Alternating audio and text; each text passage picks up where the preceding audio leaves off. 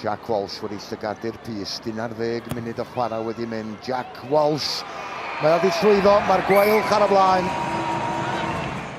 Charlie Atkinson i unioni'r sgôr, ac mae yna Atkinson, cyfle rwan i reid Caerlyr ar y blaen am y tro cyntaf, a mae wedi llwyddo unwaith eto.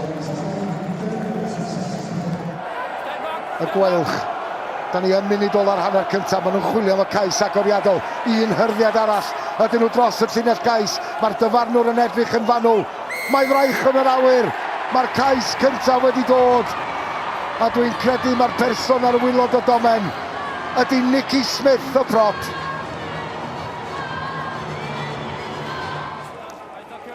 Caerlyr yn bygwth unwaith eto yn nwy'r hugian y Gweilch. Van Pioflit allan, Charlie Atkinson ar gic letraws. Harry Potter yn o'n disgwyl, mae'r bêl di adlamu'n ffafriol i'n asgellwr, a mae o drosodd.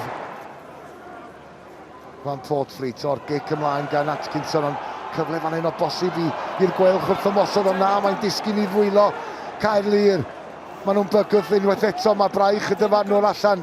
Mae yna fantais yn fan hyn, Anthony Watson, i gam o gam i ffordd, mae wedi dod y hyd i fwlch, Anthony Watson yn torri'n rhydd ac yn tirio yng nghysgod y pyst.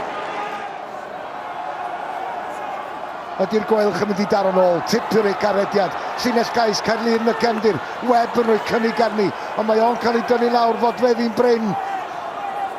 Cyfle fan hyn i'r Gweilch daro nôl. Rhys Davies yn rhoi chyrdiad, na di o ddim cweit yna. Morgan Morris, ydi o'n mynd i lwyddo. Morgan Morris, mae di tirio, mae ar y gwyngalch. Mae'r Gweilch wedi taro nôl. Atkinson, cic i sicrhau'r fuddugoliaeth. Mae di llwyddo fo bob cynnig.